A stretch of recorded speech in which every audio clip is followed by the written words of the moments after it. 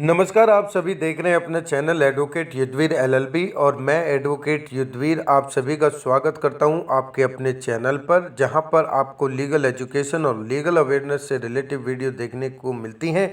यहां मेरा प्रयास रहता है कि किसी भी लीगल विषय पे कम से कम समय में उस विषय की ज़्यादा से ज़्यादा व्याख्या कर सकूं सरलता पूर्वक, जिससे कि एक लॉ स्टूडेंट से लेके आम आदमी भी उस भाषा को सरलतापूर्वक समझ सके। आज की वीडियो में हम बात करने जा रहे हैं एमएससीटी के बारे में। एमएससीटी की फुल फॉर्म क्या होती है और मोटर दुर्घटना केस में सबसे पहले क्या करें, और एमएससीटी मोटर दुर्घटना केस के मामलों में वह दो कौन से कानूनी प्रावधान हैं, कौन से वह दो केस हैं जिनके अंतर्गत किसी दोषी के विरुद्ध कार्रवाई की जा सकती है। इन सब के बारे में जानेंगे आज इस वीडियो में, इसलिए इस वीडियो को पूरा देखना ना भूलें। अब यहाँ सबसे पहले हमें एमएससीटी की फुल फॉर्म का पता होना आवश्यक है। तो एमएससीटी की फुल फॉर्म होती है मोटर एक्सीडेंट क्लेम ट्रिब्यूनल। और इसके बाद सबसे पहले दुर्घटनाग्रस्त होने पर क्या करें, तो सबसे पहले दुर्घटनाग्रस्त व्यक्ति को 100 नंबर पर पुलिस को सूचित करना चाहिए तथा दोषी व्यक्ति के खिलाफ उसके व्हीकल नंबर के साथ शिकायत दर्ज करनी चाहिए। इसके बाद दोषी व्यक्ति पर एफआईआर दर्ज करवाकर एमएससीटी कोर्ट में केस फाइल करना चाहिए। मोटर दुर्घटना की स्थिति में दो प्रकार के केस बनते हैं, एक क्रिमिनल नेचर के केस और दूसरा सिविल नेचर का केस। क्रिमिनल नेचर के केस में एफआईआर रजिस्टर्ड होती है, जो केस मजिस्ट्रेट की कोर्ट में चलता है और आईपीसी की धारा 279 और 337 के तहत या कोई और भी अलग धारा हालात के हिसाब से उसमें जुड़ सकती है। जो दूसरा केस होता है वो होता है सिविल नेचर का, वो चलती है एमएससीटी कोर्ट में और सेशन कोर्ट के पास धारा 166 एंड 140 एमएससीटी एक्ट में चलता है और मुआवजा या क्षतिपूर्ति के लिए दुर्घटनाग्रस्त व्यक्ति के द्वारा या उनके लीगल हायर्स द्वारा डाला जाता है। ऐसे में कोर्ट दोनों पक्षों की गवाही सुनकर मुआवजा देना है या नहीं देना है या वह कितना देना है, ऐसा फैसला सुनाती है।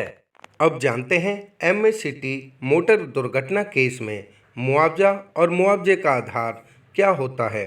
क्षतिपूर्ति इस आधार पर दी जाती है कि दुर्घटनाग्रस्त व्यक्ति को कितनी चोट लगी है, वह उसकी कमाई का कितना नुकसान हुआ है तथा मृत्यु यानी कि डेथ के केस में उस व्यक्ति की उम्र, उस पर आश्रित व्यक्तियों की संख्या व उसकी इनकम को ध्यान में रखकर मुआवजा दिया जाता है। कई बार मोटर एक्सीडेंट केसों में देखा जाता है कि दोषी व्यक्ति के पास ना तो वैलिड लाइसेंस होता है और ना ही इंश्योरेंस होता है। तो ऐसी स्थिति में कोर्ट किससे क्षतिपूर्ति यानी कि कॉम्पनसेशन दिलाती है, चलिए जानते हैं।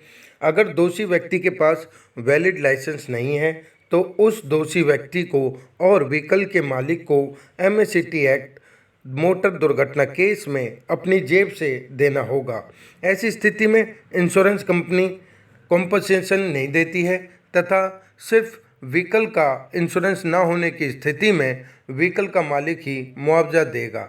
ऐसी स्थिति में भी इंश्योरेंस कंपनी से क्षतिपूर्ति लेकर केस को ख़त्म किया जा सकता है। अब यहाँ वीडियो के अंत में हम जानेंगे मोटर दुर्घटना केस में मुआवजा देने से कैसे बचें व दोषी केस कैसे जीतें। दोषी व्यक्ति को कोर्ट में यह साबित करना चाहिए कि गलती शिकायतकर्ता की थी, ना कि उसकी। वह सही तरीके से ड्राइविंग कर रहा था व उस दिन जिस दिन एक्सीडेंट हुआ उसके पास वैलिड लाइसेंस था और वैलिड इंश्योरेंस भी था। दोषी व्यक्ति के शिकायतकर्ता से उस समय जगह व आसपास की चीज़ों के बारे में पूछकर भ्रमित करना चाहिए। दोषी व्यक्ति अपने बचाव में गवाह भी न्यायालय के समक्ष पेश कर सकता है। आज की वीडियो में हमने जाना एमएससीटी एक्ट के तहत कॉम्पनसेशन यानी कि क्षतिपूर्ति किस प्रकार ली जाती है और किन आधारों पर मिलती है। अगली वीडियो में हम बात करेंगे क्रिमिनल कानून के तहत 279 और 337 के बारे में जानेंगे विस्तार पूर्वक। बने रहे अपने चैनल एडवोकेट युद्धवीर एलएलबी के साथ। आशा करता हूं आपको यह वीडियो पसंद आई होगी। यदि पसंद आई है तो इसको लाइक करना ना भूलें और अपने चैनल से जुड़े रहने के लिए अपने चैनल को सब्सक्राइब करना ना भूलें। आप सभी का यह वीडियो देखने के लिए बहुत बहुत धन्यवाद।